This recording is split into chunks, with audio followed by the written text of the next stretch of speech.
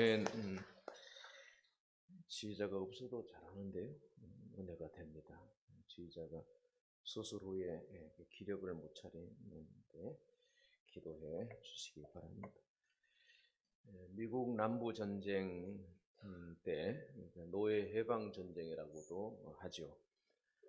흑인 노예들의 탈출이 찾았습니다. 미국 오하이오 주에 북쪽은 신시내티고 남쪽은 켄터키인데 그 사이에 강이 흐릅니다. 그런데 북쪽이 비교적 자유롭고 그러니까 남쪽의 노예들이 강을 건너서 목숨을 걸고 헤엄쳐서 건너오면 주정부에서 경찰들이 잡아다가 판사 앞에 세워서 벌을 신문을 받습니다. 판사가 묻습니다. 너는 왜 강을 건넜는가? 노예들이 두려워하면서 답을 못합니다. 주인이 나쁘게 했나? 먹을 것을 안 주던가? 호되게 일을 시키던가? 잠자리가 불편했는가? 흑인 노예들은 고개만 내어줬습니다. 이었고 한 노예가 용기를 내서 말합니다. 판사님, 아무리 좋은 것을 먹고 잠자리가 편해도 우리는 기쁘지 않습니다. 세상 그 무엇보다도 자유를 갖고 싶어서 넘어왔습니다. 라고 말했습니다. 자유는 무엇보다 소중합니다.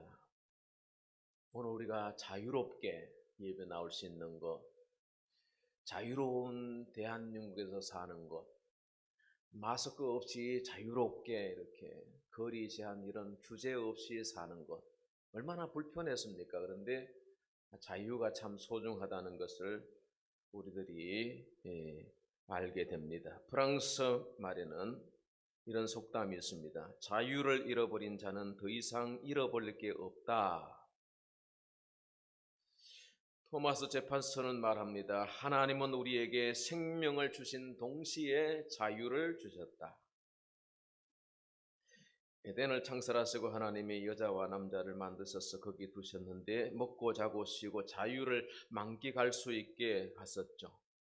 그러나 그 자유로 그만 죄를 범하고 말았습니다. 그 맛이 나무 열매를 따먹은 거예요. 오고 오는 사람들이 하나님께 이렇게 말합니다. 왜 선악과 같은 걸 만들어가지고 우리 인간이 죄를 짓도록 했나요? 에덴 동산에 아예 악이 없도록 만들 수는 없었나요? 선만 있도록 할 수는 없나요? 물론 하나님은 하실 수 있겠죠. 그러나 에덴이 있기 전부터 악이 있었고요. 에덴 동산에서 이미 사단이 활동한 것을 봅니다. 그래서 하나님이 사람을 만드실 때 악을 분별하고 악을 대적하고 악을 물리칠 수 있는 능력도 있게 하셨는데요. 동시에 자유도 주신 거예요. 그런데 그 자유라고 하는 것은 먹을 자유도 되고 먹지 않을 자유도 되는 거였죠. 하나님이 자유를 주신 것이 잘못일까요? 너무 과하게 하신 건가요? 하나님이 아담과 하와를 짐승의 우리처럼 우리의 가둬놓고 좋은 음식을 넣어주면서 분위기 좋게 만들어주면서 야 여기서 자유를 누리라고 하셨다면 그 자유는 진짜 자유인가요? 그럴 수 없습니다. 자유는 공기와 같아서 빼앗기기 전에는 소중한 줄을 모른다는 말이 있습니다. 우리가 하나님으로부터 엄청난 자유를 부여받았습니다. 큰 은혜입니다. 성령의 은사는 없어도 여러분 자유가 없이는 사람이 살아가는 데 지장이 많습니다. 사는 게 아니죠. 그래서 켄터키 주지사인 패트릭 헨리는 그런 말을 남겼죠. 자유가 아니면 뭘 달라? 죽음을 달라. 그렇게 중요한 것이 자유란 말입니다. 그런데 막상 자유롭다 보면 그게 소중한 줄 모른다는 말입니다. 어느 순간 매너리즘에 빠지게 되고 죄를 범하여서 졸지에 죄의 종이 되고 맙니다. 요한복음 8장 34절 말씀이죠. 죄를 범하는 자마다 누구의 종이라? 죄의 종이라. 우리가 전에 죄의 종이 되었다는 거예요. 죄의 종이 되었던 우리를 예수님께서 오셔서 자유케 해주셨습니다. 할렐루야. 예수님이 제자들과 함께 식탁에서 만찬하는 그림이죠. 누구의 그림인가요? 그 유명한 내 그림이다 그런 분이 계시네요. 다빈치 그림이죠. 다빈치 맞죠? 레오나르도 다빈치. 이 그림은요 13명이 나오나요? 다빈치가 살았던 그 시대의 실제 인물들이 모델들을 불러다가 하나씩 그렸는데요. 예수님의 모델이 된 사람은 19살 청년이었답니다. 굉장히 신령하게 보이고 물론 나이 들게 그렇게 했지만은 그 내면에 참 순결함이 있고 성실하고 하나님을 잘 섬기는 그 시대의 모델을 데려다가 예수님을 그려넣었습니다. 6개월 걸렸습니다. 6개월. 그 다음에 이제 베드로도 그렸습니다. 안드레, 야고보 이렇게 순서대로 찾아서 그 제자들을 그렸는데 6년 걸렸습니다. 6년. 그림 한 장 그리는데 여러분 7년 걸리는 거 봤습니까? 6년 걸렸습니다. 그리고 가룟 유다 자리만 비워놨습니다. 가룟 유다만 그려놓으면 완성인데요. 이 다빈치는 가룟 유다가 될 만한 모델을 찾아다녔는데 아무리 찾아도 가룟 유다가 될 만한 사람을 찾지를 못했습니다. 그러다가 로마 감옥에서 사형 집행을 기다리는 한 죄수가 있다.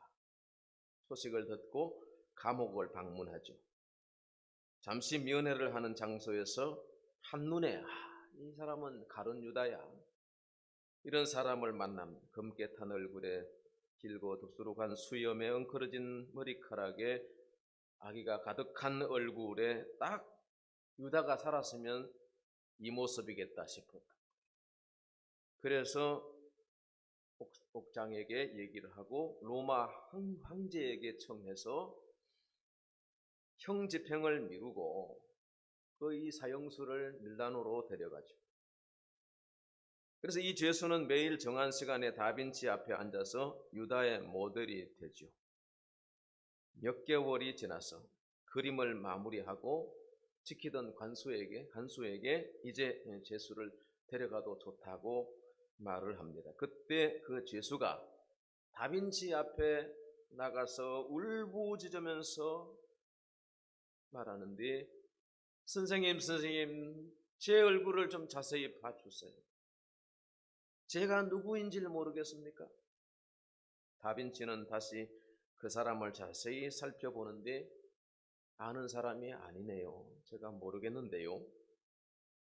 죄수가 말합니다. 저는 당신이 7년 전에 예수의 모습을 그릴 때에 그의 모델이었던 사람입니다. 7년 전에는 예수의 형상이, 그리고 지금은 마귀의 형상이, 가룟 유다의 모습이 그 사람의 현실이 되었다는 겁니다. 여러분, 이렇듯 죄와 의, 또 진리와 불의는 경계가 불분명합니다. 지킬 박사와 하이드 같이 낮에는 의사인데 밤에는 사기꾼.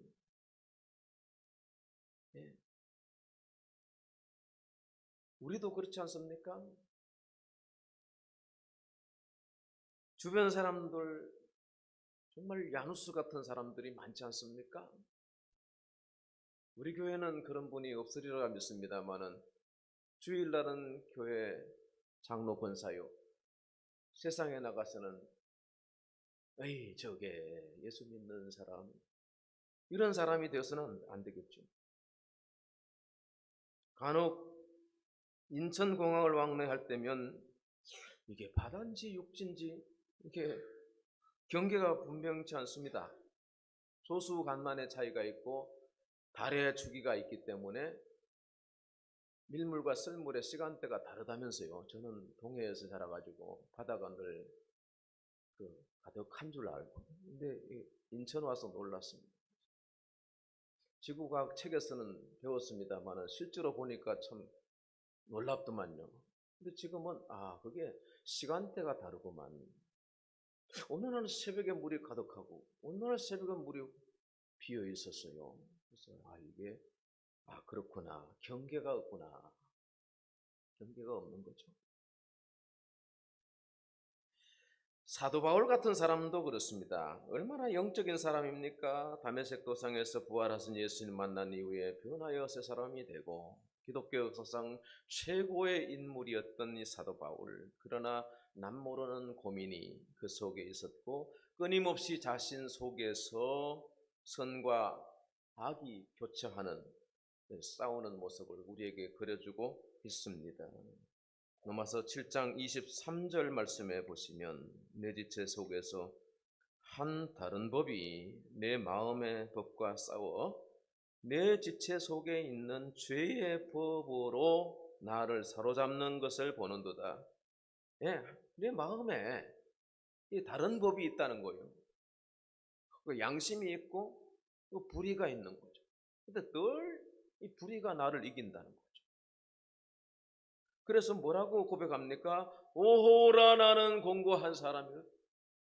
이 사망의 몸에서 누가 나를 건져내리. 그러면서 넘어가면 8장 1절 그리스도 예수 안에서 자유를 선포하지 않습니까? 아무리 믿음이 있고 신령한 사람이라 해도 진리 안에 거하지 아니하면 우리는 연약게 쌓여 있기 때문에 우리 속에 악이 나를 이기고 나를 끌어간다는 말입니다. 그러므로 여러분 오늘 본문 말씀 32절 말씀대로 진리를 알지니 진리가 너희를 자유롭게 하리라. 죄의 종이 되었던 우리가 진리 안에서 예수 안에서 자유롭게 되었으니 늘 진리 안에 머무실 수 있게 되기 바랍니다. 진리를 사랑하시기 바랍니다. 다시 말하면 성경을 사랑하시기 바랍니다. 성경의 말씀을 읽고 묵상하고 하나님의 말씀을 잘 듣고 경청하고 그 말씀이 그러한가 집에 가서 본문도 한번 다시 보시고 오후 예배는 좀 올라가서 말씀도 좀 나누고 집에 금덩어리 묻어놨는지 뭘 지킬 게 그래 많은지 평생을 집에서 사시겠습니까? 내가 내 아버지의 집에 있어야 할 줄을 알지 못하였나이까? 예수님을 닮는 우리가 되기 바랍니다. 주의 몸된 교회를 사랑하고 예배를 드릴 때 최선을 다하여 최고의 것으로 하나님께 영광을 돌리고 예수님을 최고의 가치로 여기는 보배 중에 보배로 여기시는 우리 체질이 좀 바뀌어지는 영적인 사람이 되어지는 성령의 은혜가 항상 만조 가운데 임하는 그런 성도 되시기를 축원합니다. 자유케 된 사람. 마태복음 12장에 보면 더러운 귀신 들린 사람이 고침을 받았죠. 43절에 귀신 들린 게 귀신이 나갔어요. 그런데 43절에 보니까 그 귀신이 다시 와서 보니까 집이 비어 있어요. 수리가 돼요. 44절에 그래서 더 악한 귀신 7을 데려와서 전보다 더 나쁘게 되었다는 겁니다. 예수님의 이 비유에서 한번 생각해 보십시다. 이 사람의 문제가 무엇이었습니까? 전에는 더러운 귀신이 들려서 귀신이 다스리는 거예요. 귀신이 사단이 주인이 되어 있는 집이에요. 예수님이 쫓아내셨어요. 깨끗해졌어요. 소재되고 리모델링이 되어서 깨끗해졌어요. 문제는 뭐냐 하면 주인이 없이 방치되어 있는 집이라는 것. 귀신을 쫓아내었으면 예수를 영접하고 예수의 은혜로 살았으면 더 악한 것이 생기지 않았겠죠. 그런데 무주공산이 된 겁니다. 그랬더니 귀신이 오라 아직도 빈집이네 해서 큰 놈들을 데리고 와서 제어를 해버리고 말았습니다. 우리 주변에 무당하는 사람들이 들어있는데요. 팔자가 기구합니다. 귀신이 한번 들면 그 귀신에게 철저하게 복종해야 하죠. 시키는 대로 안 하면 몸이 아프대요. 자기가 낳은 자식들이 해를 받는데요. 집안의 우환이 끊이지 않는데요. 그러니까 낳은 사람 희생하는 걸로 내 집안이 평안하다. 그런 마음으로 대나무를 붙들고 요롱을 흔들고 있는 거죠. 그 신을 버리거나 떠날 수 없습니다. 그런데 예외가 있습니다. 예외는 예수 잘 믿는 무당, 자기 신을 버리고 예수를 참으로 믿는 무당들은 해함을 받지 않습니다. 할렐루야. 신림동에 있을 때 무당이 우리 교회 전도를 한 사람 보냈습니다. 점을 아무리 봐도 이게 안 나온다는 거예요. 그래서 그 사람한테 무당이 그래요. 이거는 큰 신한테 가야 된다. 그 큰 신이 어딨냐 그랬더니 예수 신이라는 거예요. 이야, 상당히 영적인 무당들도 있더라고요. 그래서 새가족 등록을 하는데 새가족 잔치를 하는데 그분이 그래요. 큰 신을 찾아왔대. 그래서 어느 교회를 갈까 그랬더니 물었더니 그 신림동 고시촌에 우리 교회가 그때는 높은 빌딩이었잖아요. 저기 십자가 저 높은데 저기 가면 된다고 그래가지고 한 분이 등록을 했어요. 귀신도 귀신같이 아는 예수님이 큰 신이라는 걸 알아요. 여러분의 인생의 주인은 누구십니까? 내가 나의 주인이 되면 망합니다. 하나님의 말씀이 나를 다스리는 삶으로 여러분이 순종하시기 바랍니다. 예수님을 최고의 신으로 영접했으니까 예수님의 종이 되어지는 자유하게 해주신 그분을 섬기는 주의 종들이 되시기 바랍니다. 그러므로 오늘 저는 결론적으로 말씀드립니다. 자유하게 되었지만은 자유를 반납하자는 겁니다. 뭘 반납해요? 자유를 반납하는 거예요. 고대 사회에서 가끔 종으로 있던 자에게 자유가 주어지는 특혜가 있었습니다. 그런데 한 번도 이 종은 자유를 경험해 본 적이 없어요. 자유가 두려운 거예요. 그리고 처자식이 달려있으면 나가서 이제 먹고 살아야 되는데 방법이 없잖아요. 그리고 주인이 너무나도 선하고 좋은 분이었어요. 그러면 자유하게 됐지만은 다시 종되기를 원하는 사람들이 있었어요. 자유를 줬지만 자유를 반납하는 사람들이. 그러면 그들의 선택을 존중해서 종으로 지내겠다는 종신서원을 하는데 그 서원을 하는 사람 종을 불러다가 그 집에 문설주에다가 세워놓고 키를 갖다가 문설주에 송곳으로 뚫어요. 박아요. 그걸 갖다가 본드 서번트라고 그러죠. 본드라고 하는 말은 붙어있다 이 말이죠. 그 집에 붙어 있어야 돼. 내가 이 집에 붙어 있기로 작정했다는 거예요. 본드 서번트. 주인과 하나 되겠다는 거예요. 귀에 구멍이 뚫렸으니까 거기다가 링을 달죠. 처음에 흑인들이 이렇게 귀걸이를 달고 다녔는데 요즘은 너나 나나 이렇게 귀를 뚫어가지고 링을 달고 다니는데 저는 그렇게 봅니다. 우리들 자매님들 중에서 저 링은 예수님께 붙어있기로 종신서원한 거다. 예? 할렐루야. 우리 권사님들 종신서원하신 분들 예수님께 붙어있기로 본더 서번터예요. 예수님께서 우리에게 자유를 주셨는데 마음대로 살 수가 있어요. 그러나 마음대로 살지 않고 주님의 종 되기로 서원한 사람들, 오늘 이 예배 드리는 저와 여러분 모두가 되시기 바랍니다. 요즘 결혼 시즌인데 결혼이 뭡니까? 결혼은 자유를 반납하고 한 남자에게 매이고 한 여자에게 매이기로 서원하는 것이죠.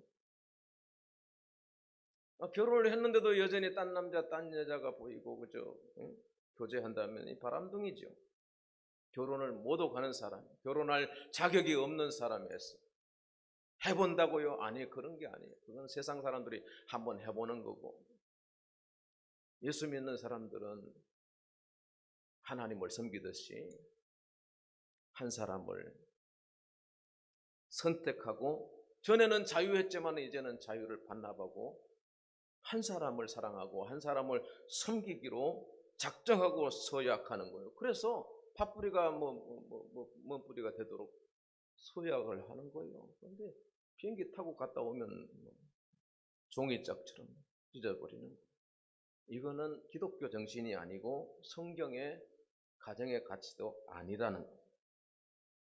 구약학자 부르그만은 인간을 어떻게 정의할 것인가 고민하면서 이렇게 말했습니다. 인간은 who I am, 내가 누구냐로 정의될 것이 아니라 whose I am, 내가 누구를 위해서 존재하느냐로 평가되어야 한다고 했습니다.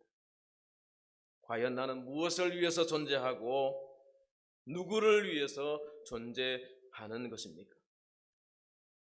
내가 그리스도 안에 있다는 사실을 기억하는 사람들은, 주님과 함께 십자가에 내가 못 박혀 죽었다는 사실, 육에 속한 것은 죽고 영에 속한 것으로 사는 것, 믿음으로 사는 것, 이것을 선택한 사람들이고 선택받은 사람들인 거죠.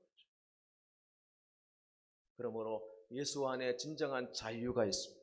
진리의 말씀을 통해서 이 나라가 상투 다 버리고 집안 조상 제사 다 버리고 예수님을 섬겨서 하나님을 섬겨서 이 대한민국의 번영이 이루어졌습니다. 하나님이 엄청난 복을 이 나라에게 주신 줄로 믿습니다.